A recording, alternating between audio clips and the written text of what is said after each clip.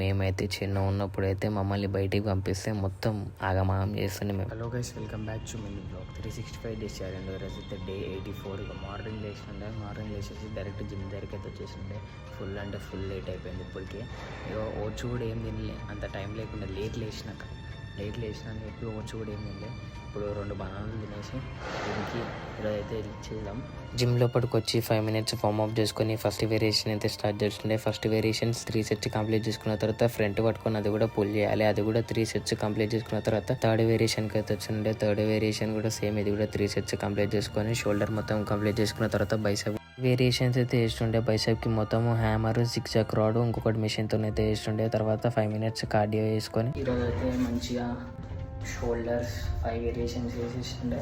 Bicep ఏమో 3 variations వేసినాం. ఇప్పుడైతే షాప్ దగ్గరికి అయితే వెళ్ళిపోదాం. చలో. అరే ఆగస్ట్ 15th కదా, ఇక అందరు ఫ్లాగ్స్ పట్టుకొని తిరుగుతారు స్కూల్ పోరాళ్ళందరూ. మేమైతే చిన్న ఉన్నప్పుడైతే మమ్మల్ని బయటికి పంపిస్తే మొత్తం ఆగమాగం చేస్తుండే మేము. ఆ షాప్లో పడుకొచ్చేసి తర్వాత షాప్లో కూర్చున్న తర్వాత ఈవినింగ్ అయితే ఫంక్షన్ వచ్చిండు. ఇంకా టింకన కూడా వచ్చిండు, కొంచెం ఎలక్ట్రికల్ పని ఉందని చెప్పేసి. నేను ఇప్పుడు వస్తున్నా ఇంటికి. షాప్ కూడా లేటు బంద్ చేస్తుండే. షాప్లో కొంచెం జర పని ఉంది అని చెప్పి ఇంకోటి కొంచెం నేను కూడా కొంచెం జర బయట పని మీదకైతే ఉండే. ఇప్పుడే వచ్చేటప్పుడు బనానాలు తీసుకొచ్చిన, రేపు మార్నింగ్కి లేవని చెప్పి ఇప్పుడు తినేసి వండుకోవాలి. ఇప్పుడు ఇంకా పన్నీర్ చేసుకోవాలి. నేను పన్నీర్ చేసుకొని తినేసి వండుకోవాలి.